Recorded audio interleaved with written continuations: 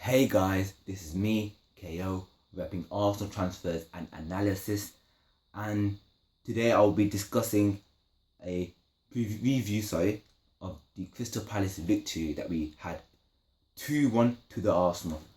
So to begin, in the first half, we started extremely strong. We could have probably been 3 or 4-0 up before Crystal Palace even scored. And Alexis Sanchez in particular was extremely lively. I wasn't sure how he was going to play today. He missed a few chances, mind, but you have to take into account that this is his first start for Arsenal since coming back from the Copa America. He'll be a bit rusty, but in terms of his work rate, his passion, desire to attack the ball, to chase the ball down, to run with the ball, look extremely sharp. And I think probably hopefully for next week he'll be at his full fitness for Liverpool and to see more goals from him. But I think he was a great player today. Ozil played absolutely fantastic, especially in that first half. And with Giroud's goal, you could all talk about Giroud's finish, but I think Ozil's pass in particular to get the ball in between the defensive line and the midfield. Because if you think about it, he could have crossed it like that and it would have headed away. But he crossed it just behind the defence to Giroud. But I'm one of Giroud's most harshest critics, to be honest with you.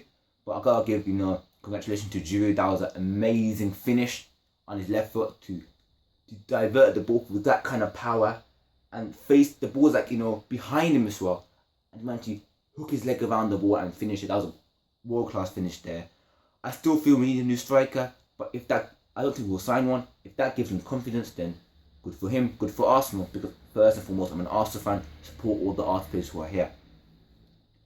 Then with their equaliser, I think that the midfield could probably have closed him down more quickly. He got too much space there. I can't blame Petr Cech, even though it does look like the goalkeeper dived a bit late. But obviously with all the bodies in his way, he couldn't see the ball. And that was a very low shot, so even harder to see. But I love the response second half. I thought that after that 1-1 goal, I was like, oh my god, now they're probably going to go on to win. Arsenal going to collapse like normal and just concede another dumb goal and end up losing the game somehow. But in the second half, we started to play, especially in the beginning, we started to gather our momentum again. We started to press again, play proper football, nice football, passing, and then second goal was all to do with the desire of Alexis Sanchez. He out jumped a 6'2" Ward, even though he's only 5'6". That shows his desire, and that should be like the benchmark to the other Arsenal players. That you can't get out jumped by tall players. That's one thing, but also in terms of overall play, to always chase the ball down. And Sanchez just literally, he brings the whole team up. He just literally gives every player around the confidence. You see Alexis Sanchez doing that, and you be thank God he's in our team. We have Alexis Sanchez in our team, and that's what the players will be thinking. They'll be thinking, if he can do that, chase the ball down, other players can do that. Others had an outstanding game. Cazorla played very well in midfield, and I'll go on to the midfield selection later on. But Cazorla played very well. Giroud played decently.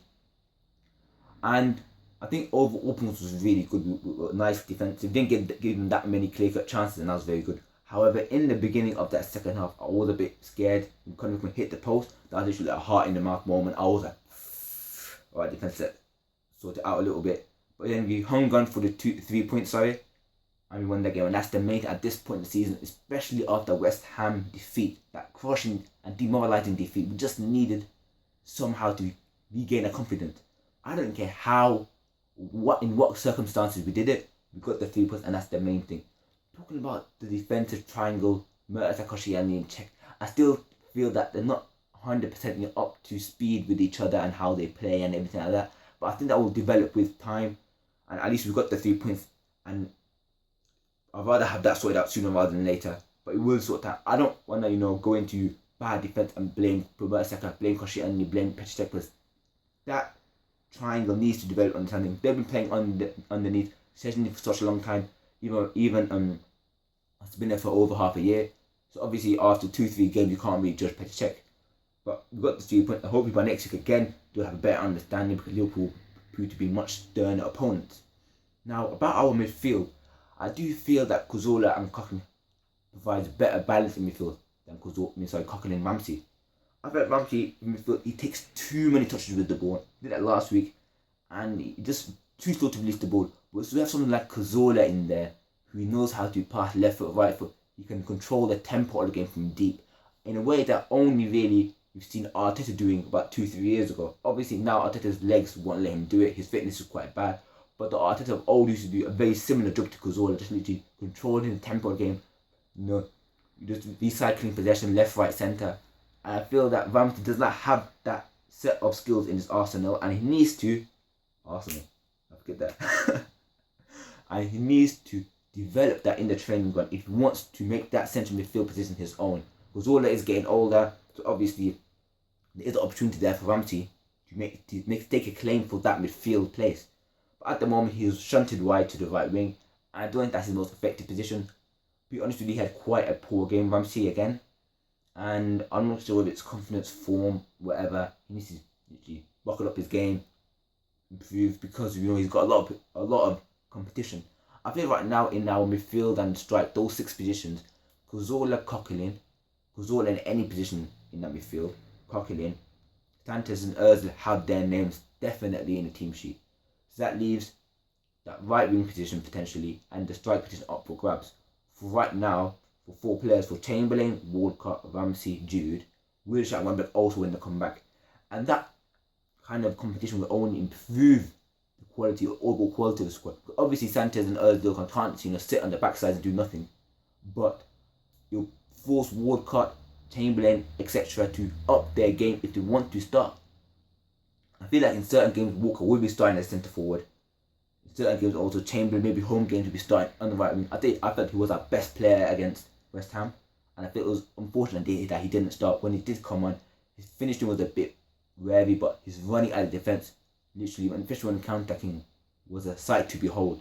And their defence couldn't really handle him. And that's why I love playing with Chamberlain, because he's such a direct player, especially when we don't have Sanchez on the pitch. We need that impetus of pace and acceleration and electricity to scare the opponent's defence. And that's what I like to see. But overall, I'm just glad we got the 3 points. We got the job done. My prediction in my previous video was correct, thank God. Hope I'll be correcting more predictions. Yeah, West Ham defeat. We hope we leave that behind us, especially if we beat Liverpool next week. We'll probably just leave that behind us as a blip. Move forward.